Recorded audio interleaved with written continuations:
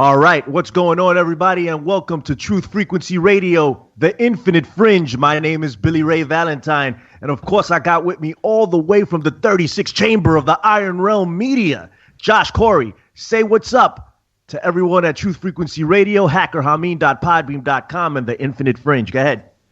Well, hello, everybody. Nice to talk to you again. Always a pleasure to be here. Thanks for having me on, Billy Ray. I look forward to this conversation. I'm excited.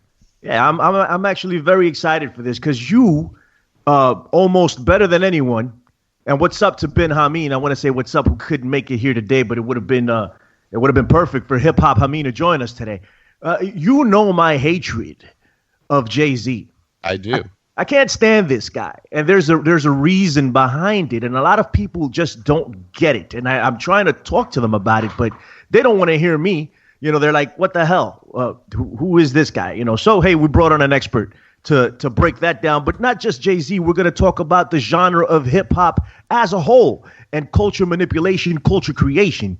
Listen, we're talking about sound here at the very basis of it, Josh. It's when in Genesis, I don't know if you're a God-fearing man in any way, shape, or form. I think you are. I think you've alluded to it in the past. But in Genesis, it says that God pretty much spoke things into existence. That's sound. It's a frequency. It's a vibration. That's what we're all created from. And if you can use it to create, you can use it to destroy. In my personal opinion, Josh, give me some thoughts on that before we bring in our guest. Well, you're absolutely right. I mean, I'm definitely a God-fearing man. Maybe not necessarily a biblical Christian God-fearing man, but I do believe there's a certain amount of truth. And I think that with that, it is definitely alluding to something very true there. You know, a long series of sounds would be like of just a verse. So if you were the creator and you just want to create one creation, you just start speaking one verse, a universe, and such is created. Absolutely. I think there's a lot to be said there. Yeah. So yeah, this is all about the manipulation of those vibrations within the human body. And I think it really does lend some credence to what's been going on with hip hop and with music in general for a long time. And it's important. It's important. God said, let there be light. And then there was light. He said it. He spoke it into existence. But what's important about this, you know, we did that show on Paul McCartney and we got a pretty good reception on that. But there were some people that hit me back and like, why aren't you talking about Donald Trump? Why aren't you talking about all the stuff that's going on? Like they want me to concentrate on that. And I'm like, you know what? I'm like, this stuff is just as important because it affects us in a core level when you don't even know it's happening. You know, your subconscious is receiving all these things and you think it's all good. Donald Trump is in your face, or government is in your face, I should say. The New World Order is, while it's subversive, it's pretty much in your face. Stuff like this is different. It's subliminal. Yeah, Josh. No, that's exactly right. I mean, the New World Order is definitely in our face, I think, and they're using Donald Trump. That's their front man. That's their talking head. That's who they put in our face. And he's bringing about all these crazy New World Order changes. I mean, he's doing it in true Donald Trump fashion, but he's doing it nonetheless. Hey, so all the way from the UK, I should have come up with some great intro. This is what we do here since we're kind of pro wrestling guys. At least I am. I come up with huge intros for people. Listen, all the way from the UK, a DJ, an author, hip-hop expert, Mark Devlin. Good Vibrations Podcast. Go subscribe to it. It's excellent. Mark, say what's up to Truth Frequency Radio. Say what's up to the Infinite Fringe. Welcome. Billy, Josh, thanks for having me on. Big shout out to all the listeners. I'm a humble guy, you know, so I like low-key intros. I'm not really someone that goes for the fanfare, so that works for me. Wait till the next time you're on. I'm going to give you like the biggest intro. All right. You know, you're just talking about Donald Trump there, and we're going to get into a conversation about hip-hop.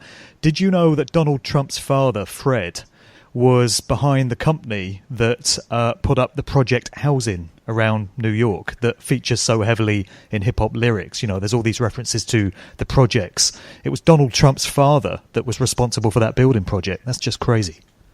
So that's really good to know. I read that in a chapter of your book that you were kind enough to send to me. The chapter is going to be out. I mean, the book, it's in totality, will be out in January. Why don't you tell us about the book, and then we can continue on Donald Trump and his father building the projects, which smell like piss if you've ever been in them. Go ahead. Yeah, for sure. And let me just say that was a a promising intro to the show where you were being critical about Jay-Z, because there's good reason to be. And I'm all about real talk. I'm all about saying things that need to be said. So it's very refreshing to me that you would make a comment like that to preface the show, because I feel that we're going to get into some real talk today and some stuff that needs to be said. So, yeah, the book is due out in January. It's Musical Truth Volume 2. And as the title suggests, there has already been a Volume 1, which has been out for a couple of years now.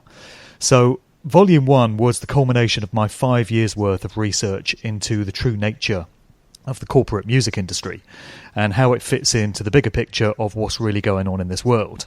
So that is a very deep and far-reaching area of research, let me tell you. But I've tried to specialise in how the music industry and entertainment generally plays its role overall in things like mind control, perception management, social engineering, all that sort of stuff. And it was such a massive undertaking that even though that first book was 170,000 words over 536 pages, it was clear that the full story had still not been told. And to be honest with you, I could probably write one of these books every year for the rest of my days, and still the entire story would not be told. But there were a number of loose ends I wanted to tie up, and there were a number of additional aspects to some of these subjects that I felt I needed to put out there. So a volume 2 became necessary. So this one is about another 125,000 words.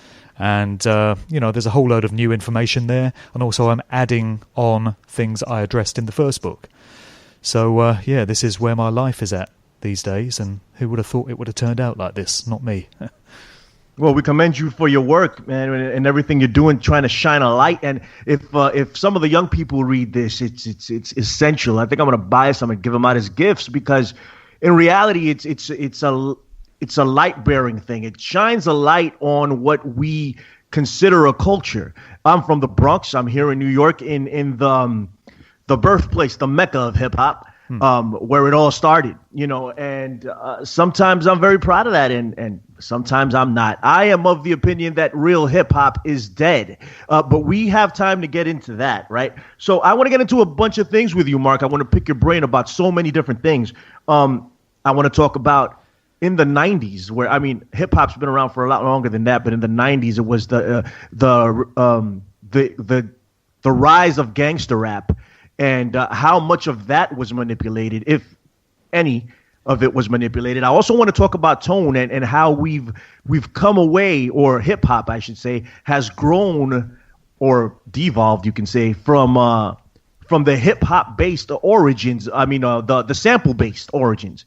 There's no more, or I wouldn't want to say no more, but we're falling further away from samples itself, and coming up with different tones, different things that may be debasing us on a spiritual level. So I want to talk about all that. Sure. But let's get into it, man. Let's talk about the 90s. And we will go back to Afrika Bambaataa. That's something you wanted to talk about. We will talk about it. Gangster rap. I feel, and I came up in this. I think Josh came up in it too. And I'm very fond of a lot of it. But I see how divisive it was. It's probably one of the main catalysts amongst a lot of things for black on black crime nowadays, right? But I loved it. I loved the West Side Connection. I loved Wu-Tang. I loved Tupac. I love this stuff. I still love it today, even though I can put myself aside from the message that they're trying to deliver a lot of the time. Yeah. Mark, give me your thoughts on gangster rap, and was this manipulated from the beginning? Well, I believe it was, and let me just say that I loved it too. Back in the 90s, you would have found me listening to all this stuff. I was very much into it. The kind of background that I came from, which is, white, middle class, quite a boring, nondescript town in Oxfordshire. It wasn't exactly the breeding ground for someone to go down the route of hip-hop, but I'm someone that never has really fitted into the crowd, and I've always gone my own way with things, and so hip-hop held a certain appeal for me, and I might be an unlikely candidate to have ever been into it, but in the 90s I was very much into it, and I wanted to become a DJ playing that music, and I was absolutely captivated and seduced by gangster rap and all these different spin-offs of hip-hop. And it really spoke to me, and I loved the fact that it had a lifestyle and a culture attached to it. So it wasn't just the music, it had all these additional aspects as well. And it's very interesting for me now, 20 odd years later, from the point of view of a researcher and a critical thinker to look back on these times and realize just how much I was played and how much I was manipulated and how I became a victim of social engineering and culture shaping and all this sort of stuff. So it's very easy to see how young people can be led off down certain paths by this music and by this culture. And when we look at what hip-hop has become today, which is a shadow of its former self and a completely debased and corrupted and bastardized version of what came before, it is easy to understand why young people have been coerced to go along with it, because I was myself. And, it's maturity and reaching a certain age, and particularly having kids, when you've got young kids of your own, then you start to become much more responsible in terms of your attitude towards all this stuff, and things that might have been acceptable to you as a young guy in your 20s with no family commitments suddenly become unacceptable in terms of what's being put out through this music. Through the lyrics and through the sound production and things like that. So the gangster rap genre, I'm sure, was a creation of the corporations in league with other expressions of the establishment for the purpose of changing culture and sowing certain attitudes and mindsets and values in the consciousness of those that were listening to this stuff. You might be familiar with this famous letter from this industry executive which emerged in the hip-hop press a few years ago. You heard about that, right? Yeah, absolutely. Go ahead. I'll just recap on it briefly. So a few years ago, this guy emerged anonymously, and he claimed that he had been an industry executive in the early 90s and that he'd been called to a meeting at this private residence somewhere in Los Angeles, along with other industry executives from different labels. And they wheeled in a guest who announced himself as being a representative of the private prison industry in the US, so prison for profit. And in a nutshell, to cut a long story short, this guy said, we want to work with you, record companies, to change the face of the music that these young black kids are listening to so that they will adopt criminal lifestyles in emulation of their hip-hop heroes. We want you to make it fashionable to have all these rap artists talking about lives of crime, so that these young people who are malleable and easily manipulated will become fodder that can fill these private prisons and make sure that a profit is turned by these corporations. And we will share the profits from this process with you if we can work together on it. And this guy says that he was horrified by what he'd heard, but he had to keep quiet about it at the time. But many years later, his conscience got the better of him, and he decided to go public with the whole thing. And inevitably, there have been some people that have claimed it was a hoax, and because we can't identify this guy, there's no verification that it was true. But if you look at how things played out in the early 90s and how the music did change from that point forward, and you trace what was going into hip-hop lyrics from the late 80s going through all the way through the 90s into the 2000s, it's not too much of a stretch to accept that this could well have been the case. I personally think that letter was probably genuine. And even if it wasn't, I think it documents a process that did take place, and it's the long-term debasement and regression of the whole genre of hip-hop. That's exactly what I was going to say. Even if it wasn't a genuine 100% letter coming from an actual person that lived that and did that himself, it still speaks to the process of what actually went down and what's still going down today. I had a conversation with somebody, and Josh, I want to get your thoughts on this in a second. I had a conversation with somebody, a few people actually, leading up to this show, because it's near and dear to my heart. And they were telling me, we were talking about Little Uzi Vert, who we could get into later, but they were telling me, well, this guy is there because he's talented and because he has an appeal.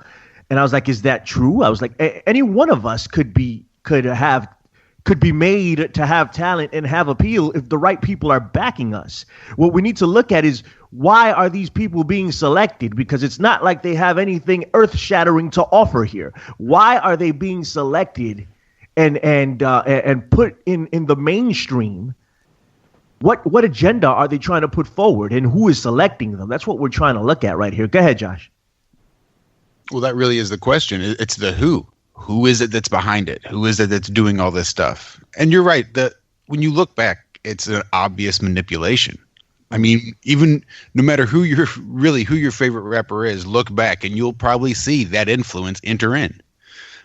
If you're an Eminem fan, not necessarily known for his heavy gangster rap styles, but if you follow his career, you can see where that whole gangster rap lifestyle intervened and actually had an effect. He lost his real close friend Proof. There was all sorts of stuff that happened with this gangster rap lifestyle. And he's not known to be a big gangster rap. He's from Detroit? Detroit, you're right, Michigan. Yep. Mm-hmm. But listen, so I feel like even back then, at least you can find some talent in these guys. There's some guy like Eminem is one of the best of all time, in my particular opinion. I could be wrong. But nowadays, nobody does death, rape, and mutilation better than him. Absolutely. Well, I always have been a fan of some of those other guys from Detroit. If you're Royce the 5'9". If you're talking about death, rape, and mutilation, I will say ICP does tend to take the cake there. I'm not a fan of ICP, but I got you. That's cool with you. I like Royce the 5'9". I mean, Royce is hot, yeah. Royce is good, yeah. So, these guys at least had something to offer to bring to the table. I feel nowadays, I mean, people aren't even uttering words anymore, right? They have mumble rap now. Yeah. And this is being put forth. It's all about an image now, and a sound, a particular sound, but there's no real consistency to the words. There's no depth. There's no meaning. There's no words almost. Anyway, go ahead, Mark. Exactly.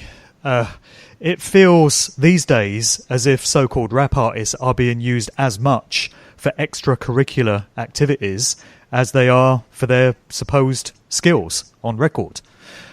So you've got artists now that are appearing in photo shoots and they're endorsing various products from vodka brands to sneakers to various clothing lines. They're also being used to further certain social engineering agendas and make certain things trendy, like the whole transgender agenda, which is very real and is going on and is coordinated by agencies that specialize in this sort of thing. There's definitely a process going on to homosexualize the whole hip-hop genre. And I always have to preface this by saying this is not hating on people who happen to be gay at all. It's not making any kind of judgment on anyone's lifestyle or sexual orientation or anything like that. What I'm talking about is coordinated agendas that go way beyond personal choices from individuals. It's groups and agencies that specialize in normalizing certain things to, again, sow perceptions and values and belief systems in the collective mind of the general public. So it seems that many so-called artists these days are being used in those kind of processes far more than they are in the actual music. So that could go some way to suggesting why certain individuals are selected for these roles over and above all others. It's always seemed to me that there are vacancies. It's like job vacancies. You go to the job centre and there's certain roles available and somebody applies for the job and then that role is filled. Well, it's the same thing in the hip-hop game. There's always a position for the number one rapper. And for the past God knows how many years, that would have been Jay-Z. He was the man for the job. Yeah. But if Jay-Z had not been around or was not deemed appropriate for that role, it would have just gone to somebody else. Plain and simple. It's not about Jay-Z. It's about the fact that there's always that position available. It's an influential position and it needs filling. And they'll always fill it with someone. Well, I want to touch on two things that you just said there. We spoke about Jay-Z, and I really want to just spend some time on him. But the special thing about Jay-Z and the most disgusting thing about Jay-Z, in my opinion, you could correct me if I'm wrong, Mark, I feel like Jay-Z is a willing participant in it. I think there's a lot of useful idiots in hip-hop. Yeah. Not to say that they're idiots, but they're just ignorant to the fact of what's going on with them. Jay-Z is not that. Jay-Z is a willing participant in it. He's been walking around with 5%er medallions for a while now. He knows the deal. Okay, right. The guy's probably a Freemason. There's a bunch of stuff going on wearing "Do What Thou Wilt" shirts. Well, Aleister Crowley. The guy knows the deal, and he's willingly selling everyone out just so he can live the lifestyle he lives. He's probably, I believe that his marriage with Beyonce was completely and totally arranged. I think it's fabricated. that's what I think. I think this guy is the biggest piece of filth because of it, because he knows what's going on. All right. You can plead ignorance. Some people can plead ignorance, and not that's excusable, but at least this dude knows the deal, and he's willingly selling everyone out. He doesn't care. He's one of the most the disgusting pieces of filth on the planet, in my particular opinion. And another thing you spoke about was how men were being feminized here. And again, just want to state, and this has to be done nowadays because everybody gets so sensitive about things. I don't care what you do. I have gay friends. I am not a homophobe in any way, shape, or form. And a lot of these things, the transgendered agenda gets mixed in with the gay agenda often. And I don't know. I see them as two different things. And even transgendered. You want to be a transgender, go right ahead and be a transgender. Okay, so long as it doesn't hurt or harm anyone else, it's all good. Go right. Exactly. Go right ahead. Have fun. But you can see a concerted effort in hip hop today promoting this stuff. So you see guys like Lil Uzi Vert, who is outwardly effeminate, without a doubt. We spoke about this on Twitter. Somebody hit me up on Twitter. A few people actually talking about how the black men were being made to look effeminate. But now I want to make an argument. It's men in general, not just the black men. But Lil Uzi Vert, very effeminate. Look at his videos. Look at his movements. Look at what he does. But it goes further than that. You see these guys, Migos, the new rappers out, right? The biggest. They're one of the biggest acts in hip hop today, wearing women's blouses. Look at Young Thug, who is blurring the lines between what a man and a woman is supposed to be, what he's wearing and what he's doing. Kanye West walks around with purses.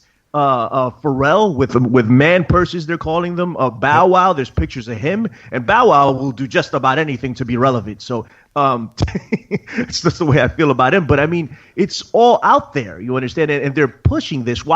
How did it shift from gangster rap to this? And that's the question here. That's the core of it. Josh, give me your thoughts, then we're going to go to Mark.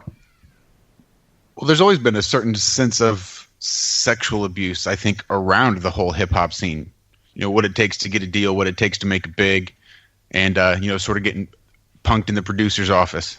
Yeah. Casting couch. That's right.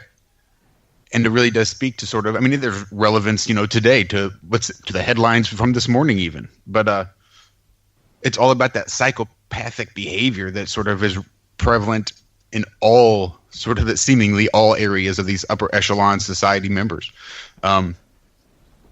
If they can't downright rape you, they will put you in a position where they will gain your consent and take away your desire all at the same time, which is about the best thing they can get to raping you, I suppose. What was the headline from this morning? Oh, there's just been all sorts of stuff, with the Roy Moore stuff and sorts of ass grabbing in Washington, D.C. and Hollywood, Epstein and, who's the comedian that made it to D.C.? I forget his, Al Franken, him resigning, not resigning. Who knows what's going on in there? But it's the whole sort of I'm in charge, I'm in power. And it's not about sex. It's about power. Make me feel powerful. Make me feel good about myself. I want to show everyone. I want to make sure I feel the power that I want to feel. And by God, I'm going to do that by doing whatever I want to the people around me. Incredible. Or we can even go a step further. I always go back to Aleister Crowley on this. It's some type of life, spiritual harnessing, essence of life harnessing a ritual that they're doing here. Something's up. He does it. These people subscribe to him and they do it. Something is up with all this pedophilia stuff, all this sexual harassment stuff. I don't understand. And there's something to be said how all these dimes are getting dropped at the same time. But, this is an easy transition to Afrika Bambaataa. That was one of the first ones to go, of recent times to go down, but yet we don't really hear about it as much anymore. Mark, I know you're passionate about this. You wrote a lot about it. You have a chapter in your book about it. Tell us. All right, just before I go to that, I just want to round off on the previous point that you were making. I'm someone that spots patterns and spots trends when they emerge, and I ask natural questions which occur to me. Questions like, why is this going on? Why now? Why are all these people involved in it? And it seems so many it doesn't occur to them to ask these questions. And I would be asking these questions whatever the case. So we just touched on there the transgenderization and the homosexualization of hip-hop, whether you consider that to be two separate processes or for those two aspects to be linked. Whatever the case, I mean, just to illustrate the point, I am someone who has chosen to be a vegan. All right, that's just a lifestyle choice that I've made for myself. And if it were the case that I saw a whole bunch of hip-hop artists all of a sudden coming out as vegan, and there was this big push towards promoting vegan lifestyles, I would be asking the question then, why is this happening? You know, although you might think that I would be pleased that that process was taking place, I would still want to know, why is this happening now? And why are all these artists coming forward at the same time promoting veganism? It would be a natural question to me. So it doesn't matter what the process is or what the movement is or what the trend is. I always want to know why it's happening. And let me throw in a lyric here from a current record by the rapper Razzcass. Are you familiar with Razzcass? I'm vaguely familiar with Razzcass. All right. Well, there's not much hip-hop output at the moment that impresses me, but there is still good stuff being made. And Razzcass is one of those MCs that I've really enjoyed for the past 20-odd years. He put out an incredible, mind-blowing debut called Nature of the Threat in 1996, which is a 7-minute epic, truly mind-expanding lyrics. And he's someone who, in my opinion, has never sold out. He's always kept it real, and he's always stated what's on his mind. So he's got this record out at the moment called Kill the Messenger. And it features a sample from Jim Morrison of The Doors. But the lyrics are great because he starts off by saying, let's break the fourth wall, you know, hip-hop, I'm talking to you. He says, why you let the music devolve? And then he says, they say I'm arrogant because I speak when there's a room full of elephants. So he's addressing the debasement of hip-hop culture. And he's saying, you know, a room full of elephants in the room, things that are so obvious or should be so obvious in terms of what's happening with this genre. But nobody seems to want to talk about it. You've got radio stations, TV networks, magazines, podcasts that claim to be at the forefront of hip-hop culture and to have their finger on the pulse and to know what's going on in the game. And they're just not talking about all these things that are so blatant and so in your face and are elephants in the room. Why is that? Is it because these people have careers invested in this business and they feel that to speak out against something, about something that might be deemed controversial, could be harmful to their careers? Are they forbidden from talking about this stuff by their overlords or their paymasters? Do they just not want to acknowledge that it's going on because it would make them themselves feel uncomfortable and question what it is they're a part of and what they participate in? You know, whatever the case, there are some very obvious things taking place right in front of our eyes that very few people seem to be willing to talk about. And one of them is this whole Afrika Bambaataa situation. So in the upcoming book, I've made the point that the situation which emerged in 2016 with Afrika Bambaataa seems almost symbolic. It's like a metaphor for what's going on with the culture, with the game generally, because it's so debased, it's so corrupted, it's so far from how this whole thing started out that you'd have to be half asleep or blind or mentally impaired not to be able to acknowledge it.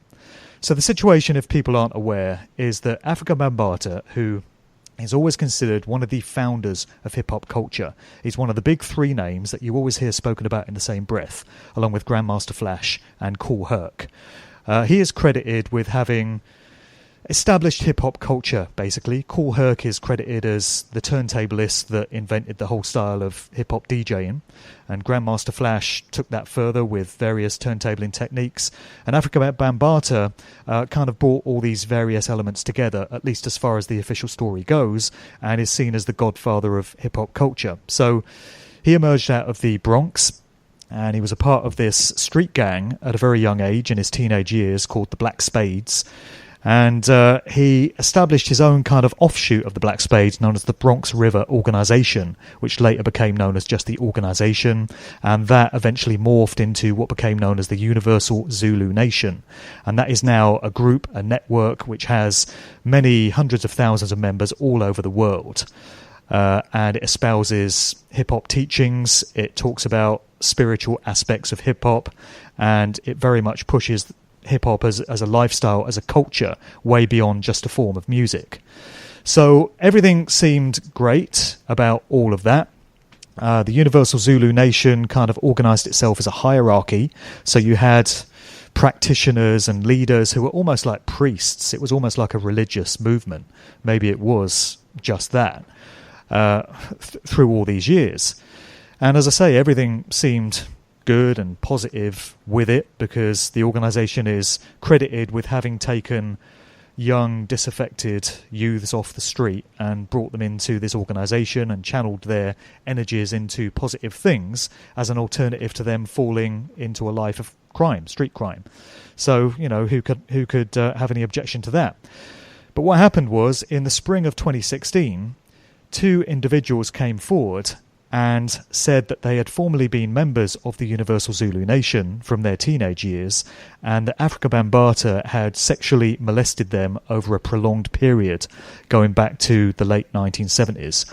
This guy, known as Ronald Savage, who was called Bee Stinger in his Zulu Nation days, and another guy called Hassan Campbell, known as Poppy, were the accusers that came forward pretty much simultaneously with these accusations about Bambaataa. And in the wake of that, there have been 3 more individuals that have come forward and said that Bambaataa sexually abused them over a prolonged period as well. So the plot very much thickens. There was initial denial from both Bambaataa and the Universal Zulu Nation. Ronald Savage posted a video to YouTube, which I believe is still available, which is a recording of a phone call that he received from a representative of the Zulu Nation, basically trying to buy him off, offering him money to retract his statement and keep quiet about the whole thing. When Savage made it clear that he wasn't interested in being paid off, and he continued pursuing it, and he's now a politician, you know, he became a politician and an author and a business leader in his years since the Zulu Nation. What eventually happened was the Zulu Nation was forced to make an apology on behalf of Bambaataa to the victims of these sexual offences or allegations. And Bambaataa then seemed to go into hiding. Nobody knew his whereabouts for several months. He was off the scene. There was a whole situation with KRS-One, who came out and made some comments which, to many people, were seen to be in defence of Bambaataa. He was basically saying it doesn't matter what the guy did or did not do, it doesn't take anything away from his legacy, and I don't really care whether he abused these minors or not. It was words to that effect. So KRS-One that's pretty much what he said in essence, actually. Yeah, you almost hit it to the nail. It's almost exactly what he said. Go ahead. Right. So he got embroiled in the whole thing, and that caused a few people to kind of reassess KRS-One as a whole.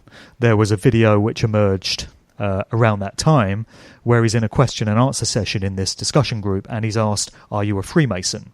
And he says, "I'm not a Freemason, but I know many Masons, and they trust me with their secrets. I've studied Masonry for over 20 years," he says, "and they trust me with their secrets," which is very puzzling to me, because I thought you're either a Freemason and you take oaths of secrecy and you're privy to their teachings, or you're not. But, there was a bit of ambiguity there in his comment. Anyway, the whole thing has become a mess. There have been various rap artists that have weighed in with their comments, such as Lord Jamar of Brand Nubian, MC Shan, who had the lyrical beefs with KRS-One in the 80s, has weighed in as well, criticising KRS-One. Many of these artists have had something to say about it, but there are many artists that have stayed quiet and stayed outside of the whole thing. And that's why I call it an elephant in the room, because Bambaataa's status prior to this whole affair was legendary and iconic. He was one of these figures that was always revered. He was spoken of with great respect. When you're a hip-hop DJ, you're almost entrained to think of the guy in this way. I DJ'd alongside him at a gig in Wales, Cardiff, in 1998. And I just remember being very impressed to be in this guy's presence. Such was his legendary status. But we now have to ask ourselves what his true nature is. And unfortunately, that extends to the Universal Zulu Nation itself. And we have to ask ourselves whether that whole setup all along has been some kind of cult because it actually bears all the hallmarks of having been a cult when you look at some of the factors surrounding it. So when you get mind control cults, you always get charismatic leaders at the helm of it. They're always arranged in the form of a hierarchy, so you have masters and minions. You always have different generations and different representatives of the same families brought into the cult situation. And it does turn out that with the Universal Zulu Nation, many of the young males that they brought in would have brothers or cousins or other family members that were also brought into the fold. With cults, there's usually sexual impropriety going on, various ritualistic sexual behavior. So we've got that there. You've got the naming of some of these individuals as well. There's all these references to grandmasters, grandmaster this, grandmaster that. And that just smacks to me of Freemasonry, that secret society stuff. So the Zulu Nation gained a lot of sway and a lot of influence and have affected the lives of many thousands of people around the world. And from all the research that I've done into how social engineering gets done, these sort of things are not left to chance or are not left to accident. It's not left to random chance as to which organisations are going to have this much power. So it started me asking all kinds of questions about what that organisation was all about, why Bambaataa was chosen as its leader, and what implications that has for hip-hop as a culture, as a lifestyle on the whole. And these are very disturbing questions for people to have to address. No, absolutely, man. And with Bambaataa as a whole, with the Zulu Nation as a whole, it's pretty much been a given now that these allegations have some basis in fact. The Zulu Nation, correct me if I'm wrong, Mark, issued an apology of sorts. Well, they did, which is as good as an admission, really, because if Bambaataa were truly innocent and it can be proven that he's innocent, then they'd have nothing to apologise for. Absolutely. There's a lady by the name of Layla Wills, who is a journalist based in Chicago, works for the Metropolis newspaper there.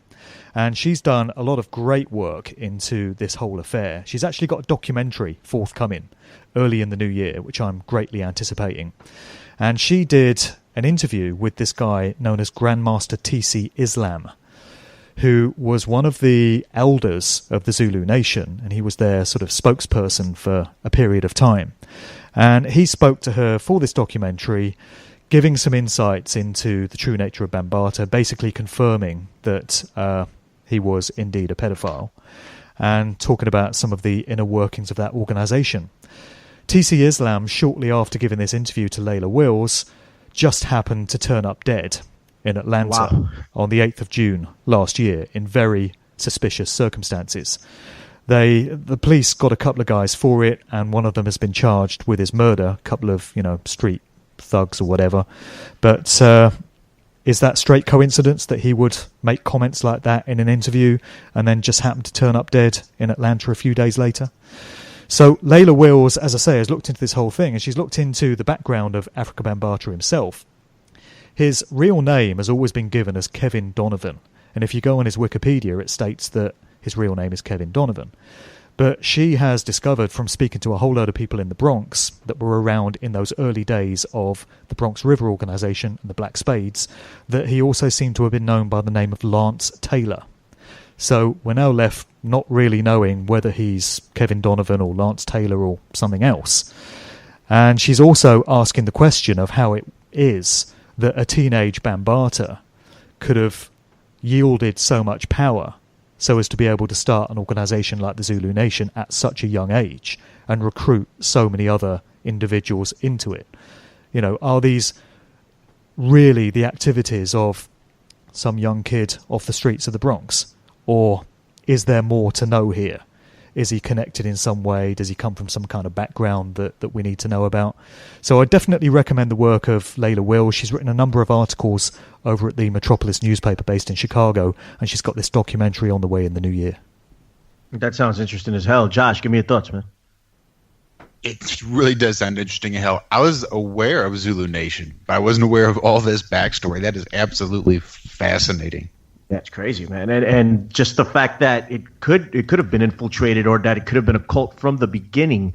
I mean, the fact that they issued an apology is like Mark said, just lends itself to an admission of guilt, man. And this guy went away. He can't be prosecuted, from what I understand, because the statute of limitation has run out. Apparently, I don't know how true that is. I'm just regurgitating information here. But I mean, it looks like the guy got away with murder. I mean, he hasn't been prosecuted up until this point, as far as I can tell. Mark?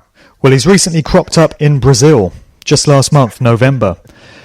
He was advertised as headlining a couple of shows in Brazil. One was in Sao Paulo, one was in Rio. And the Sao Paulo show was cancelled. Seemingly, the organisers hadn't got a full grasp on the controversy that he'd been embroiled in the United States. Word had not reached Brazil about, these allegations against him. But when they did, the Sao Paulo show was cancelled.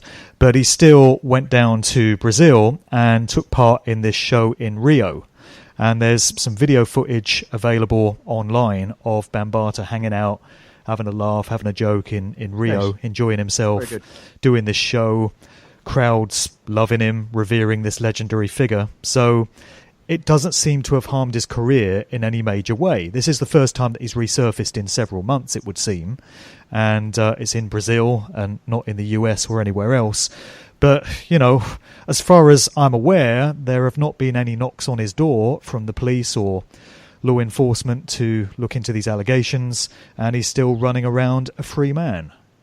So Incredible. There's another question. Why is that? And, KRS-One, I want to touch on KRS. He's one of my favorite MCs of all time. Love KRS-One, and he's from the Bronx. When he said what he said about Afrika Bambaataa, it kind of threw me back. It's like, and I want to, maybe it's me wanting to believe that it's something other than what he said, that he meant something different, and he came out with an explanation of his initial quotes. But, I mean, it sounds to me like he really didn't give a damn. I mean, he says it's in defense of hip hop. I think this is indefensible personally. Go ahead, Mark. This kind of lends some weight to the idea that maybe hip hop culture as a whole is some kind of cult organization, because KRS-One is somebody also who's made a career as a spiritual teacher.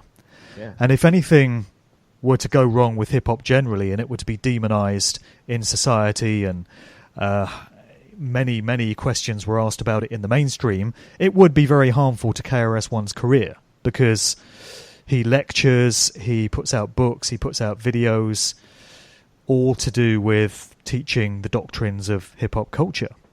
So he's got a lot invested in all of this, as many people of a certain generation have, I feel. Certainly all the elders of the Universal Zulu Nation. It would not do any of these guys any favours for it to be revealed that the whole thing is founded upon secret society networks and paedophilic behaviour. Jesus. That would be a real problem. I mean, and that's what, even in Hollywood, we look at it now, this is what people have to do to get ahead in these worlds, and why is hip-hop any different? I mean, there's rumors about Diddy and what he had to do to get where he is, and about his alleged homosexual exploits. There's rumors about so many of these people, of what they've done. Exactly. We hear the stories about guys like Diddy. We've heard all kinds of stories about Jay-Z. Is he a Freemason? Does he attend these ritualistic, eyes wide shut style parties? You hear it about all these current contemporary so-called rappers, Lil Uzi Vert and whoever else, Lil Wayne, whoever, Drake. And it's tempting to think, it's just something that's been happening over the last 20-odd years, in line with what's going on in the entertainment industry generally. But what if it's not this contemporary phenomenon? What if these aspects go right the way back to the very early days of hip-hop and its foundation in the first place? It comes back to the fact that I've discovered any kind of fad, trend, movement, culture that sweeps up vast numbers of people and steers mindsets and value systems off down a certain path has been manipulated in some way. Yeah. It's been put into place by, again, agencies and groups that make these things happen. It's not left to random chance. It wasn't left to random chance that Jay-Z would be the number one rapper and Beyonce would be the number one R&B singer. They were selected. So, maybe the whole of hip-hop right from day one was steered in desired directions by chosen individuals that were selected for these roles. It is very uncomfortable to consider these things, particularly when you're someone that has a lot invested in the hip-hop business. And I do, as having been a DJ for all these years. But you're either someone who asks these questions or you're not. You're either someone that wants truth no matter how uncomfortable it might be, or you're not. It's one thing or the other. Yeah, well, I think it's safe to say that everybody listening to this show wants truth no matter how uncomfortable it is. And that's what we're trying to provide here, man. Let's talk about Jay-Z since we're into it. I do want to talk about the new tones and the vibrations in hip-hop music itself before we wrap. But let's talk about Jay-Z. Let's talk about Jehovah, right? Even that itself, Jugga Jehovah. It's no coincidence that he dropped The Blueprint, his probably the biggest album of his career, on September 11th, 2001. No coincidence. And it's a blueprint, right? A mason is a builder. There's a blueprint. There's always an architect, and the architect is generally Lucifer, if you look in those terms. In your book, Mark, there's a quote that I wanted to say here. Here's another question you said. Who actually decides when someone gets labeled legendary or iconic? Back to Edward Bernays, men we've never heard of, manipulation, public perception. He's like, we might similarly ask who decide who gets considered a genius, like Stephen Hawking or Albert Einstein. And genius and legend is both what Jay-Z has been coined. He is untouchable. We have our own opinions about Stephen Hawking right here. Josh Corey can tell you all about him and what we think of him. Yeah, me too. But Jay-Z is a legend. He is an icon. I remember, for a long time I knew this was a work in wrestling terms, or it's a work. It's false. It's been manipulated.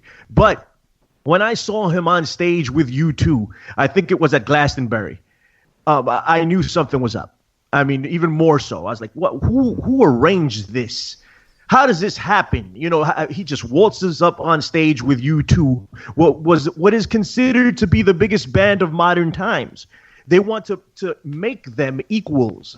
Jay-Z is on that pedestal. He's on a pedestal of a Michael Jackson. He's on a pedestal of a Stevie Wonder, of the Beatles, the Rolling Stones, Jay-Z. And he was placed up there by these people. And so many, it's Josh, give me your thoughts. I'm about to lose it, man. Go ahead. Well, I just heard on the news recently today that sort of the Elvis Presley of France died. And it was this huge rock and roll star, somebody I'd never heard of. Mm-hmm. But when you start talking about U2 or Jay-Z or actually Elvis, these are stars that cross these international boundaries, right? Everyone knows who you're talking about here. So when you take someone and when you take Jay-Z and place him on that stage with U2, he is sort of by proxy now on that same level. So they're now introducing him into that world stage so that now the whole world will start to listen to what he has to say. And then he'll start pushing the globalist agenda, and he'll start promoting, carbon taxes, or who the hell knows New World Order agenda they're putting out there. Smart meters. Right. Yeah. Smart meters. The Jay-Z and the Pope at the Vatican. It's going to happen. Go ahead, Josh. Finish up. No, that's about it. It's all about sort of that MK Ultra mind control, and you can sort of see it when you start talking about the behind the scenes in this hip hop culture, and why it does tend to lend credence to the fact that it is just a big cult, a underground religious movement. I bet it's safe to say there's probably going to be some tax deductions in there somewhere. Yeah, it's all that trauma-based mind control and just getting them to being able to make their minds malleable enough to get them to dress in women's clothes and make a man act like a woman. It sort of speaks to our interview with Crow and circumcision and removing the femininity from man, and you're inserting this false femininity. Wow, that's man. Deep level stuff right there. Listen, Mark, right? So Jay, this guy has been placed in the pedestal. He is the god MC who is originally Rakim. And I'll stand by that. I think Rakim is much better than Jay-Z ever was. Jay-Z gets credit for doing the impossible almost. And when I ask people about Jay-Z, they're like, oh, his swag. He has so much swag. It's incredible. Or they talk about, did you hear that beat? Did you hear that beat? He didn't make the beat. He didn't. And this is another thing that people need to put aside. I think Kanye West and Just Blaze and Timbaland have a lot to do with the success of a Jay-Z. But people don't look at the producers. They look at the MC. Yeah. What is Jay-Z really saying? He actually stopped flowing, like rapping, actually. He just started talking on tracks. I want to say as early as The Blueprint. He doesn't even rhyme anymore. Not rhyme. He doesn't even flow anymore. He just talks. He got 8 Grammy nominations for 444, which was a gigantic piece of crap in my personal opinion. 8 Grammy nominations along with Lil Uzi Vert and Cardi B. Go ahead, Mark. Jeez. Yeah, I was just going to say that Jay-Z, in my opinion, does have lyrical skills, and if he'd not been talented, he would not have been elevated to that kind of position. But then I thought, well, people say Lil Wayne's a genius, and Lil Wayne has had tremendous commercial success, and he's straight garbage. So maybe talent doesn't come into it, but it just comes down to you being chosen for the role. So I really do think, and this is made clear through both my books, that certain individuals are elevated to prominent positions in culture, in entertainment, by way of their bloodline, by way of the families that they come from. But there is still a provision available for those that don't come from specific bloodlines, but have shown themselves to have a certain level of talent, and more importantly, have shown themselves to be so hungry for success that they are literally willing to do anything. They're willing to debase their humanity. They're willing to do whatever it takes for fame, fortune, and success. And I think there have got to be talent spotters out there, representatives of these corporations, that are always on the lookout for individuals that are so hungry for fame, fortune, and success that they will sell their own mother. And I think that's what we've seen with Jay-Z. And that would be the reason why he's been on top for so many years. It probably wasn't a long-term plan for him to have this prominent position for 20-odd years. It was probably in the plans of those that make these things happen for him to hold that role for a few years and then be replaced by somebody else.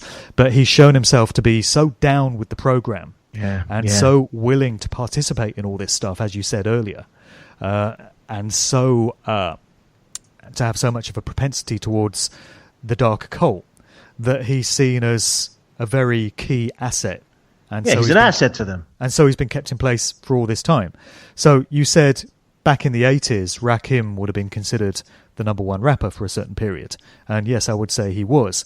And there was a very brief flourish for Notorious B.I.G. immediately prior to Jay-Z's career taking off, where I think most people that you would have spoken to in New York would have said, yeah, Biggie's the hottest rapper, the number one rapper. But really, he only held that position for, a year or a year and a half, and then we know what happened to him, and Jay-Z immediately took the crown. There's even a track on Jay-Z's second album. I forget the exact name of the track, maybe you know, but he says a lyric like, "Don't worry about Brooklyn, I'm holding it down," or "I've got it." It's like a message to Biggie. And he's basically saying, now that you're gone, I'm the king of hip-hop. And of course, there are many who think that Jay-Z had some kind of involvement in the assassination of Biggie, or he was complicit in it, or had foreknowledge of it, because, Biggie's assassination did pave the way for Jay-Z to become this massive artist, which could be just one of a catalogue of things that we don't really know about this guy and his true nature. Yeah, Big and Pac died and Jay-Z took over. And I mean, it's not to say, I want to preface this by saying it's not like you said, Mark, it's not to say that he doesn't have lyrical skill, because he does. I was a fan of Jay-Z when I was being manipulated back in the day. Until I woke up to this. And I remember looking forward to getting the Blueprint on September 11th, and then September 11th happened and I forgot all about it. But I remember picking it up and not really liking it, because there was a difference there between Jay-Z from Volume 2 or from Reasonable Doubt. It was a different MC. And while it was still good in some circles, it was evolving into something else. So yeah, the guy has talent. It's not like he doesn't, but there's nothing to stick out to become the biggest face in the music industry, which is what he is. The biggest face in music today, not just hip hop, music. All right. And you want to talk about assassinations, man. Let's talk about Prodigy from Mobb Deep. God bless his soul. Right. So he speaks up against Jay-Z openly from jail and in many other forums about how Jay-Z's evolved with the Illuminati. Prodigy is given credit for being the person to introduce the Illuminati into hip hop. I don't know how true that is, but he's being credited for it all over the place. Maybe it's after he died. I don't know. Illuminati took my mind, soul, and my body. I forget the lyric. Exactly. But yeah. So the Prodigy, I mean, not the English band Prodigy, which I love, by the way. Prodigy dies in a hospital in really, really, really fishy conditions. Josh, are you familiar? And then we're going to throw it to Mark. Go ahead.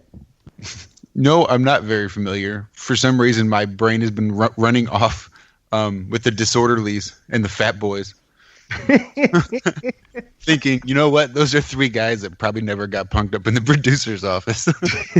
You're an idiot. You're a fool. Oh, my God. Oh, man, that's something to say. Mark, give me something. Come on.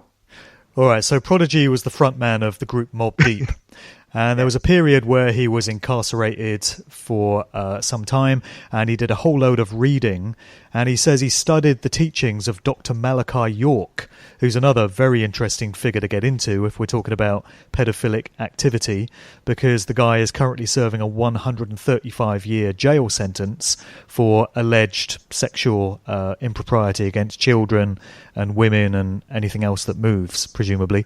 And Dr. York headed up this organization known as the Nuwaubian Movement, the United Nuwaubian Nation of Moors, which again bears all the hallmarks of being some kind of mind control cult.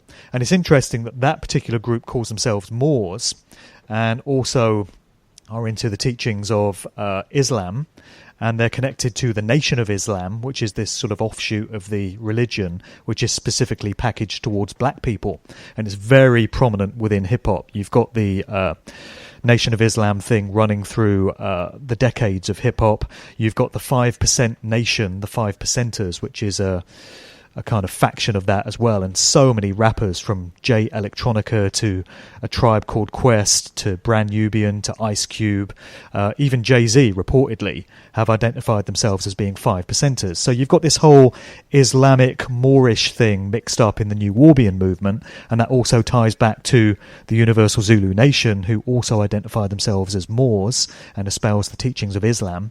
But anyway, Prodigy was studying the works of Dr. Malachi York, and whatever York's true nature, he is someone that spoke about conspiracy issues and the New World Order and who really runs this world. And that seems to have awoken Prodigy to some great truths about what's really going on. And he applied that to the hip-hop game and came to understand that Jay-Z is absolutely an asset and a stooge of these establishment overlords that are using the hip-hop industry and entertainment generally to mind control the general public. So when he came out of jail, he made no bones about the fact that he was not a fan of Jay-Z. I've got a quote in the book where he said, "I have so much fire in my heart that I will relentlessly attack Jay-Z, the Illuminati, and every other evil that exists until my lights are put out." And so he started doing just that, speaking out in interviews about how Jay-Z had sold his soul for fame and fortune, talking about the Illuminati, the New World Order, the stranglehold that these groups have on hip-hop. And, it was a breath of fresh air to hear an artist speaking openly about this stuff, but obviously there are risks involved. And Prodigy ended up dying on the 20th of June, 2017. He was admitted to hospital in Las Vegas after being taken ill on an Art of Rap tour. It was well known throughout that he suffered from a sickle cell condition all of his life, and he battled with it all through his career. It was name-checked in a couple of Tupac diss records. So, everyone in hip-hop was well aware that Prodigy suffered from this sickle cell condition, and that's what's being cited as the cause of his death. But there's a few suspicious elements to it. We have an MC who just happened to be very outspoken about Jay-Z and the New World Order, whereas, the Little Uzi Verts and the 2 Chainses and the Bobby Shmurders and stuff seem to be just fine. As they continue to talk about whatever the hell it is they talk about. So, an outspoken artist just happens to die at the age of 42. He died the day before the summer solstice. And when you've done a bit of research into the ritualistic occult elements of the priest class that control this industry, you come to understand that they place great importance on certain dates, such as solstices, equinoxes, religiously, spiritually significant dates, and the 20th of June would certainly be one. So that just happened to be the day that he passed away. There's also the fact that it was the day before World Sickle Cell Awareness Day. So, is that a coincidence, or is there a form of mockery going on there that he would just happen to pass away on this particular date? And then there were these accounts in the mainstream media that he had choked on an egg while he was in hospital. And initial reports suggested that that's what killed him, choking on an egg. So, you've got this individual who was very kind of alpha male, I guess, full of machismo and bravado, who is said to choke on an egg, which is not a particularly masculine or, dignified way to pass away. So that's why I wonder if there's an element of mockery involved there in the reports we got of his death. But either way, there was a voice there which did speak out against the corruption and the bastardization of the hip-hop game, which one way or another we're not going to be hearing anymore. All right. That's a great breakdown of it. Listen, we don't have a lot of time left, and I want to get a couple of things here, so even we can touch on all of them if you wish, or we can just pick and choose. I want to talk about Kanye West because he's essential. He might be a genuine mind control slave, MK Ultra. That may very well be the case. And I also want to talk about tone. We haven't done that yet, and I want to speak to it. Can we speak about both, or do we have to choose? Well, I can do both if we got time. We got time. It's up to you. I don't know how much time you got. So no, we'll get into both, man. All right, beautiful. So let's start with Kanye West, and we could talk about Rihanna too. And Uzi Vert, say his name quick enough, it turns into Lucifer. But then there you go. I just want to throw that in there, just in case we don't get to it. I just want to throw that in there. Kanye West. So he started out as a quote unquote backpack rapper. His production style, in my personal opinion, I think he's one of the best ever.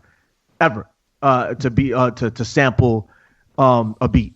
It's just incredible what he's able to do. In my personal opinion, I don't know the taste of you guys, but I think what he did in his first 3, maybe 4 albums was just amazing. Some of my favorite tracks, and not even just his albums, his production for other hip-hop artists, including Jay-Z. Many of Jay-Z's biggest hits were produced by Kanye West. Exactly. Kanye West is the architect behind Jay-Z, behind the recent Jay-Z. And not the crap that he has on 444 and all that other stuff. And I know some people like that album, but in reality, come on. Would you like it if it wasn't Jay-Z? But anyway. Come on now.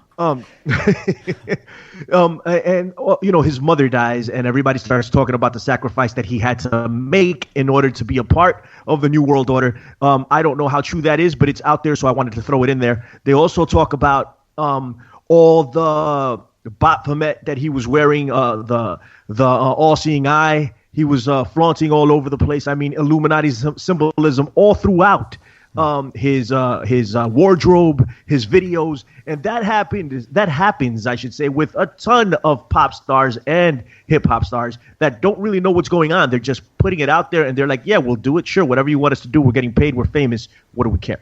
Then all of a sudden, he just freaks the hell out and loses it and becomes something completely different. He's erratic. He gets checked into hospitals that are known for mind control, MK Ultra stuff. Yeah, against his crazy. Will. Yeah, against his will. It's nuts. Mark, break down Kanye West for us. Well, Kanye started out as a beat maker, as you say, before he became an MC. And yeah, he made great beats for Jay-Z and many of the other acts on his record label. And he specialized in taking old soul and funk records, and he just made some beautiful loops out of it. I'm not sure if he made the track This Can't Be Life. Actually, one of my favorite Jay-Z tracks is This Can't Be Life. It's got Billy Ray and Scarface on it, and the lyrics are just really profound. And that track has just got a beautiful feel to it. I think Kanye probably produced that. But he produced many really sublime beats in those early days. Then he came out as a rapper in his own right. He said, I've got skills as an MC. I want to be recognised as a rapper. His first album, The College Dropout, was really great. It was critically acclaimed. It was enthusiastically accepted by hip-hop purists, and everything seemed good. But by the time his third album had come out, a lot of things had changed. His mother died very suddenly, as you said, Donda. She went in for some cosmetic surgery and died on the operating table. And there are many artists, actually, in the hip-hop genre, when you get down to it, who have lost close family members very suddenly in very suspicious circumstances. And it has led to speculation as to whether it's some kind of industry sacrifice. So I wouldn't rule that one out. Then he split up with his fiancée, Alexis Pfeiffer, and he's said to have descended into a very dark place, which is when he put out his 808s and Heartbreak album, which is full of auto-tune, and it has a very somber, melancholic feel to it. And then from that point on, his whole lyrics and his whole demeanour just seemed to get debased and degraded, and he started to get co-opted into various agendas. So as you said earlier, he started wearing all this pink tight-up clothing and carrying purses and stuff in line with certain other artists that were being used for the same sort of normalization. And he's exhibited many traits of possibly being a victim of mind control programming. I think it all came to a head in Sacramento last year at his concert in November 2016, where he just flipped out and went on one of his infamous rants. He's become famous for just ranting about this and that, and he went on stage with Taylor Swift at that awards show and just made a jackass of himself, in the words of Obama. But really, what he was saying at that Sacramento show last year, where he was just ranting for, I don't know what it was, 40-odd minutes, I think, and he was saying things like, Jay, don't be sending those killers up in my head now.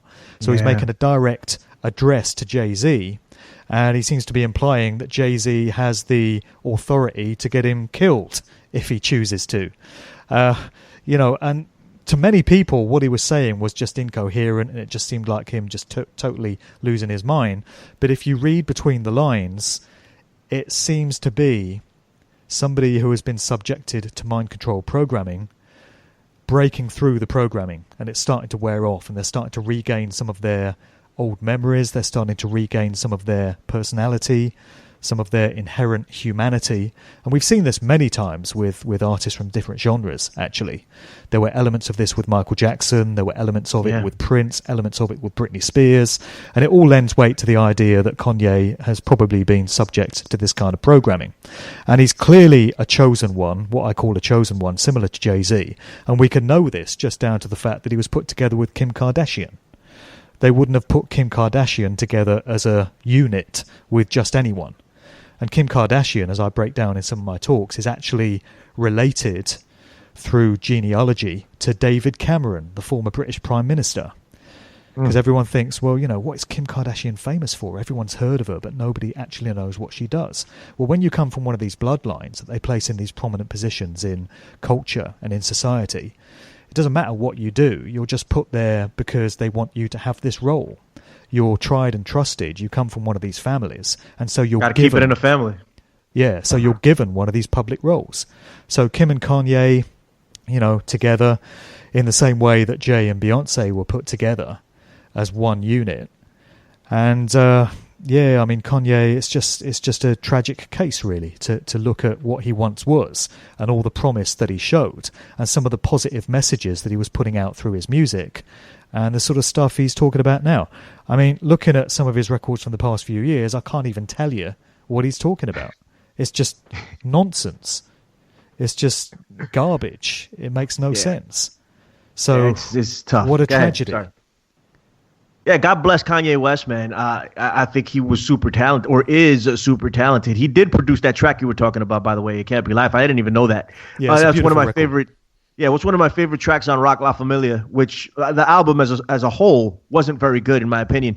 And the cover for that is Jay-Z throwing up the rock. You see the Illuminati. It's a pyramid, the whole deal. So go ahead and check that one out. But yeah, he did produce that track. He produced some of my favorites. Scarface, Guess Who's Back? That was Kanye West. I love that track. Otis, that he did with Jay-Z, which is hard for me to listen to because Jay-Z is on it. I love that track. It's Otis Redding loop over and over. I mean, that's it's a revolutionary hip hop beat in my opinion. It's so beautiful. You don't get that anymore, which probably segues into what we wanted to talk about next. But you don't get these sample-based tracks anymore. That was one of the hallmarks of hip-hop records in the early days. It was digging for beats. Yeah. It was getting old soul and funk and blues records and producers looping them and using samples imaginatively and creating new records out of old ones. And you would carry some of that signature energy of the original record through into the new recording. And that was just one of the great things about it. You know, hip-hop purists would try and identify where these samples came from, and they'd dig out the old records. And it was a great way of connecting contemporary black music with what had gone before. And we've lost that now. We've got everything. The soul of hip-hop is lost, I want to say. Like, you know, you made that correlation with the soul music. The soul of hip-hop is lost. Go ahead. Exactly. So everything now, in terms of beats, is electronic and digital. Computer generated. We don't get samples anymore, or very, very rarely. And the excuse that's given by the corporations is, oh, it costs too much to get the copyright clearance, which is obviously straight BS, because half the time these corporations that are putting the new tunes out own the bloody copyright on the originals anyway. But, you know, look at how much these corporations make, and really you can't afford to just pay for a sample clearance. It's pretty clear that the agenda is to tie the sonics, or demonic sonics as I call them, of current so-called hip-hop records, or trap as it's generally known now, in with what's going on generally, with this whole transhumanist, artificial intelligence, futurist nightmare, where everything is done digitally, everything is being linked via Wi-Fi networks to smart grids, everything is becoming intelligent, so-called, on its own, and I don't think it's any accident that the music being artificially electronically generated in this way, and all these beats being so digital and so grating and so unnatural. There's nothing organic about them. There's nothing natural about them. It's just tying in with the type of society we've now got, where there's nothing organic or natural about that. Everything now is done by machines, by computers. Everything is being linked to this Internet of Things, smart grids everywhere, smart cities, smart motorways, smart meters in your home. Everything is being done online. People are running their lives off their smartphones. All these old ways of doing things have been lost. And when you have a music form where the production methods tie in with these themes in society, it goes beyond, again, random chance or accident. It's made to be that way. So in the same way that the lyrics have devolved, you've got these so-called artists just mumbling and talking about whatever the hell it is they talk about now. I mean, I try not to listen to this stuff because it just makes me feel like I want to take a shower. But in line with all that, you've got these disgusting, retarded production methods. And it just speaks volumes that kids, you know, millennials as they're called, people that were born around about 2000 that are just coming of age now, love this stuff. They lap it up. They say, this is our music. This speaks to us, man. This is our generation. And it's just an illustration of how they get the younger generation at any given time on board with their programs and their agendas. They're always after the young people, and they're always looking to foment discord between the generations. They want kids disagreeing with their parents' generation. They want their parents' generation saying things didn't used to be like this. Things were better then. So that the kids will say, you don't know what you're talking about. You're out of touch. This is our thing, man. You know, this is our time now. And they love all that. So every generation, they come up with new ways of getting the young people on board with whatever their plans are, and just sowing that discord between them and other generations. And that's what I think so-called hip-hop is being used for right now. Man, that makes perfect sense to me, man. Yo, Josh, just on what he just said, on what Mark was just said, it took me back to 5G and what's being done with that, and some of the findings that people have come up with the new 5G networks that are supposed to, you know, go live in 2020, and the effects of 5G on water, and what it does to water, what it does to trees and cells, for that matter. What's it going to do to us, right? When that stuff is flying through that frequency, And it goes back to the sounds of hip hop. What does it do to us? What does it do? They had experiments on what sound does to water, like what heavy metal does to water, or sand. How would it mold it? How would different sounds, different genres of music mold up patterns in the sand? And with some genres of music, beautiful patterns would show up, and then you play heavy metal and it's all over the place. It speaks to that. And the war between the natural and the unnatural and the artificial, it keeps escalating and escalating. And I never quite looked at it the way Mark just broke it down with hip hop. It goes back to the war between the natural and the artificial. Give me your thoughts, Josh. Well, it really does sort of speak to that whole notion of, like, in the movie Footloose, where rock and roll has always been demonized as the devil's music. And how it's in my process of waking up over the last decade or so. I keep hitting snooze, but I'm in the process. I realize how true those words were. And they weren't not just a bunch of ultra-conservative, ultra-Christian sort of people out there looking to squash any sexual impropriety that may take place from the forms of hip gyrations. But, there's a lot to be said with the frequency of it being the devil's music and the negative impacts that it has on our psyche and our bodies in general. I did see some pretty interesting correlations between 5G, the Internet of Things, and some of those wildfires in Northern California. That was pretty interesting. I don't know the veracity of the claims, but it was interesting nonetheless. Put me on when we get when we're done with this. Put me on to that. I would love to know about it. You touched on the devil's music, and it's important. It's important to note why Apollo is the god of music, right? And if you go down who Apollo actually is, it'll take you down another rabbit hole. But they always say that music is an instrument of the devil, right? I don't believe that that's the case, but it could be used. It's a double-edged sword. Music is set to set the mood, cast a spell. In reality, it's magic, if you want to look at it that way. You can make it romantic. You can make it angry. You can make it happy. And music will manipulate your feelings in that way, shape, or form. Or you'll hear a tune and it'll take you back to a particular moment in time that you remember when you were listening to that music initially. So that's really important to note. Also, Mark, you talked a lot about the spelling of names nowadays, of hip hop names, and how they spelled their names and what that means. And people think that that's irrelevant. But again, you go back to Aleister Crowley and the way he used to say you should read in reverse, for one. Also, spelling. Look at the word spelling. It's a spell. That's not a coincidence. Spelling. Put a spell on. Language. The pen is mightier than the sword.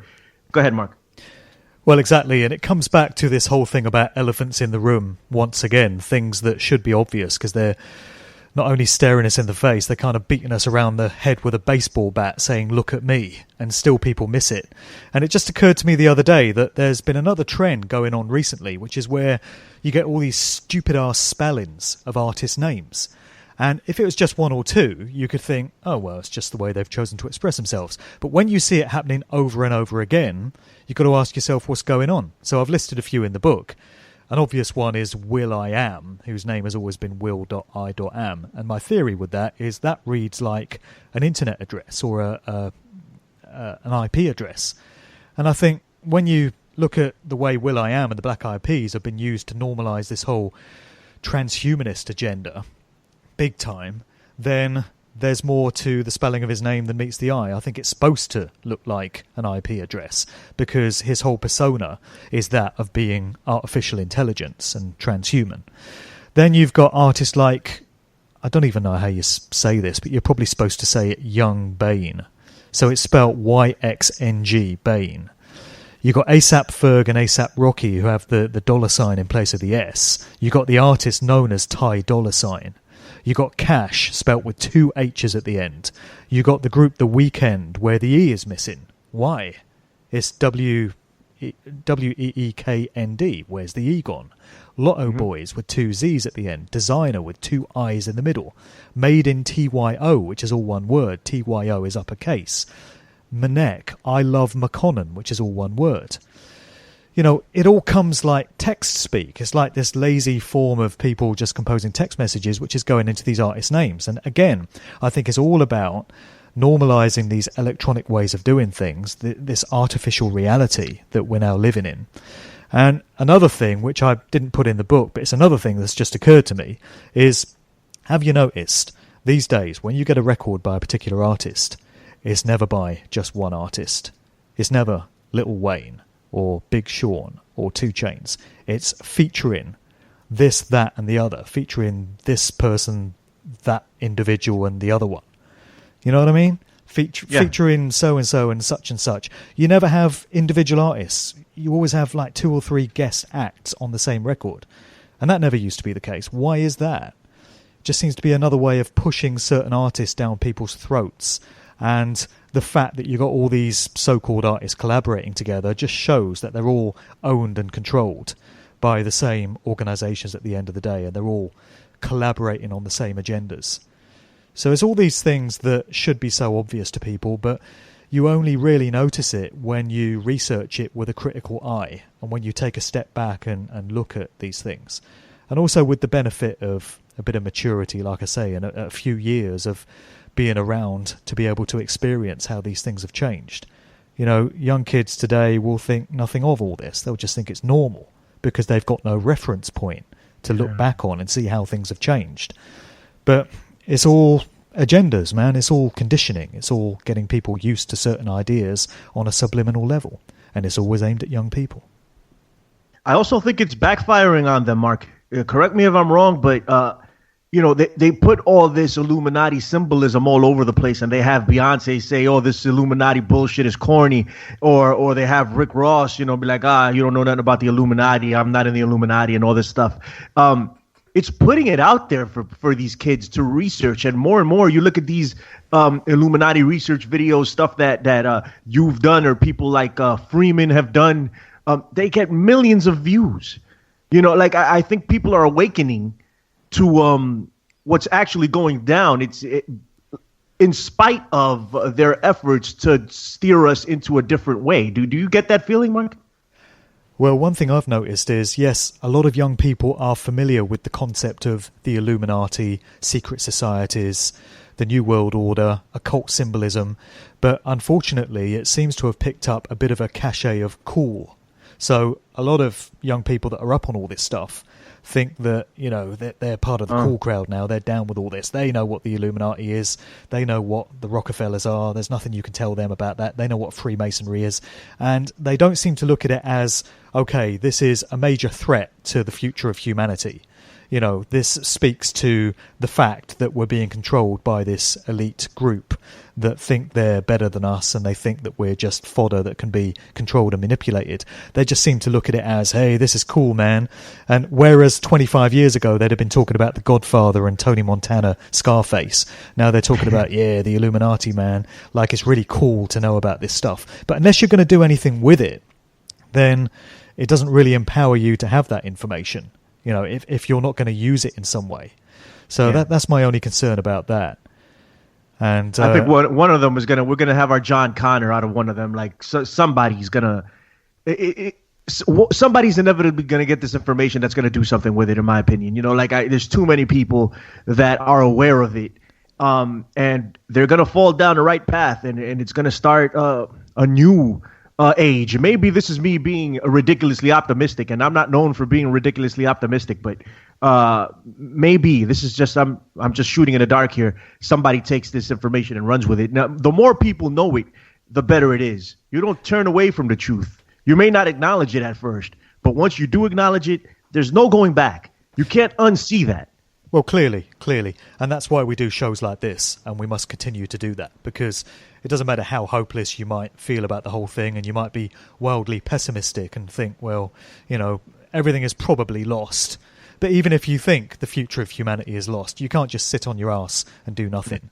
If you understand how the game is played and you're privy to some of that information, it is your duty, it's your responsibility to truth, to your family, to yourself, to future generations, to get that information out there. You know, once you've done it, you've discharged your responsibilities by putting the information out there the best way you can. Then it's on other people that are hearing it, that are on the receiving end. The onus is on them as to what they're going to do with it. But you can't flunk that responsibility. You know, once you understand this stuff, you do have a duty to creation to put it out there. Yeah, absolutely. And I want to give big shouts to Iron Realm Media for doing it every Friday. That's what they do. Truth Frequency Radio, they do it also. The Iron Works, the Infinite Fringe. It's my show. Giving shout outs to myself. Hacker Hameen and the Conspiracy Horseman. Mark, your show and everything you do. Thank you for that. And the community at large, Crow 777, what's up? I just want to give shout outs to everybody who's fighting the good fight in my estimation. Before we close, I do want to get on some positives. Who do you like right now? And I want to ask you about Kendrick Lamar. I want to ask you about J. Cole. I don't not like him. I actually like them quite a bit. J. Cole, his new album was kind of shaky. But before that, I mean, I felt that they're better or they stand out past a Future or a Designer or Migos or Uzi Vert or any of these guys that are standing out. Nicki Minaj, another one that's full of Illuminati symbolism all over everything she does. She is the epitome of a plastic woman. Nothing about her is genuine or real or natural. It's all artificial. We could do a whole show on her and how she is the prototype of the artificial for real, because there's nothing genuine about her.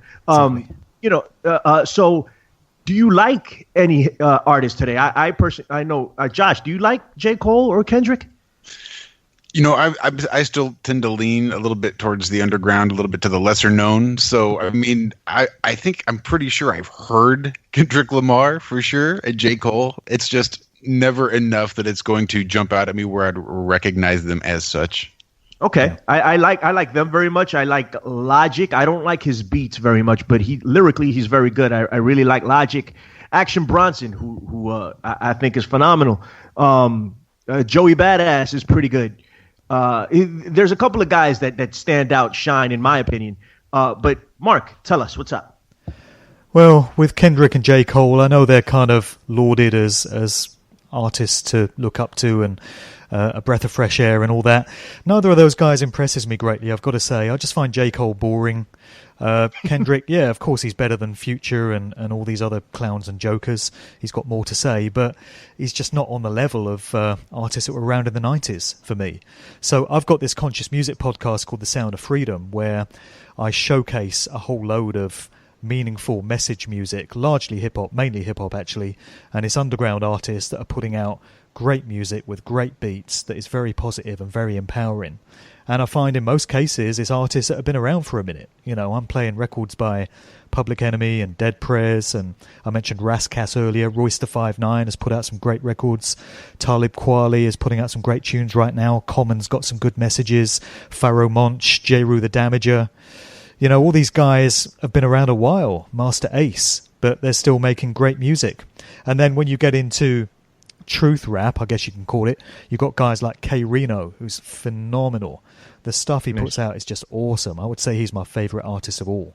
You've got this guy Diesel Automatic, who's based out in Montenegro, makes great truth records. You've got a female MC called Elias Clay. There's a guy called Steve Grant. There's a guy called PTP. So this is the music that I promote. This is the music I like to put out there. Most people have probably never heard of these artists. But that's a good thing. It's good that you've never heard of them, because it means the corporations are not supporting them, which means they're putting out great music that you should be listening to. So that's where I'm at with all this. That's cool, and be sure to check that out. I'm going to check all of that out. I also like Immortal Technique very much. I don't know if you're familiar. I'm sure you are. Yeah, for sure. And Low Key in the UK as well. Mm-hmm. Yeah, absolutely. Dead Prez. Who else? Jesus. Oh, Jedi Mind Tricks. I love Jedi Mind. I know. Josh Corey loves Jedi Mind Tricks too, man. Vinny P. Stuff like that. I really dig. Josh is very into the underground, and maybe it's me reaching. But no, I think you're right about Kendrick. I don't think he's on level with a lot of my favorite rappers from the '90s. But I like what he does now, especially his first album, Section 80. He has some beautiful beats on that. The one for ADHD is just a gorgeous, gorgeous beat. I don't know. I think in a lot of ways, I'm a beat guy. You know, I need to listen to a beat. If you could be talking about the greatest thing on the planet, if there's not a great beat attached to it, it's going to be hard for me to listen. Yeah, I agree. But yeah, and I think ADHD is one of my favorite beats of recent times. I love that beat. And that's why I love Kanye West. That's why I love hip hop, man. It's fun to love hip hop. I love music in general. But hip hop presented something different for me, man. It's maybe it's because I'm from the Bronx, but it's spread worldwide. As you can see, Mark, I would put him up against just about anybody on his knowledge of hip hop and what he can say and what he can speak to. And he's from the UK. So it's all inclusive. It's all worldwide. And we should try to keep it that way and try to keep it as genuine as possible. Please, no more mumble rap. Please just stop it. Stop. Good Lord. And I'm pretty sure Little Uzi Vert is going to win a Grammy. I'm almost positive he is. I want to apologize to the world. All is lost for humanity. Oh, it is all. I want to apologize to the world for Cardi B, whoever's listening to this from the UK because of Mark. She's from the Bronx. I'm sorry. You know, there's certain artist names. I've only got to hear the name and I start to laugh. Cardi B, I hear the name and it just makes me laugh. I mean, she was on Love and Hip Hop. I never thought. And go watch that piece. I mean, you want to talk about trash TV? Watch Love and Hip Hop. It's awful. And you've either got to laugh or cry, right? Or both at the same time for different reasons. All right. This has been the Infinite Fringe. Mark, man, thank you, man. You were so knowledgeable. I appreciate you. We got to have you on when the book is out, and we'll talk about it in its totality, man. I'm looking forward to it. Tell everybody where they can reach you, where they can find you, and anything else you want to tell them. Go ahead. All right, so the first book, Musical Truth Volume 1, is available in paperback, hardback, and Kindle versions. You can get it on Amazon. It's on Barnes & Noble. If people want to hit me up individually, I can do copies via PayPal and send you out a signed copy. You just got to email me, and the email address you need is mark@markdevlin.co.uk. So my main website is markdevlin.co.uk. You've got links to everything else from there. My podcast, Good Vibrations, The Sound of Freedom, are hosted on Spreaker. You can find me on Spreaker.com, but there's links through to there from the main website. The book Volume 2, Musical Truth Volume 2, is due out in January. It will certainly be out by the end of January, and it will be available in all those same sources, Amazon, Barnes & Noble, and from me direct. And I'm actually going to narrate a spoken version of both books shortly as well. So if you like driving around or going about your business, listening to a book through your headphones, then there's going to be that version as well. So if anyone wants to hit me up, as I say, it's markdevlin.co.uk. The website for the book is musicaltruth.com, and I've got a bunch of videos on YouTube as well, including some of my conference talks on all this good stuff. And I'm there as Mark Devlin TV, so it's youtube.com/Mark Devlin TV. Very cool. Josh, Corey, closing thoughts, man. Well, I just wanted to give out a few of my recommendations as well. Probably the most oft-repeated rapper on my playlist is a guy named Tone Deaf and a fellow named George Watsky. There's a guy named Graydon Square out there. He's putting together some pretty intelligent stuff. I don't necessarily buy into it, but it's pretty clever. I like it. And then there's a few more out there, but those are my main lists. Otherwise, you can find us Iron Rail Media over on YouTube every Friday for our Flat Earth Friday Fringecast, TGIF. Thank God it's flat. Or you can find us right here on TFR, TFRlive.com, myheartradio.com. Tune in, all sorts of places, but we are on Tuesdays and Fridays at actually 2 a.m. Pacific time. So check us out there as well.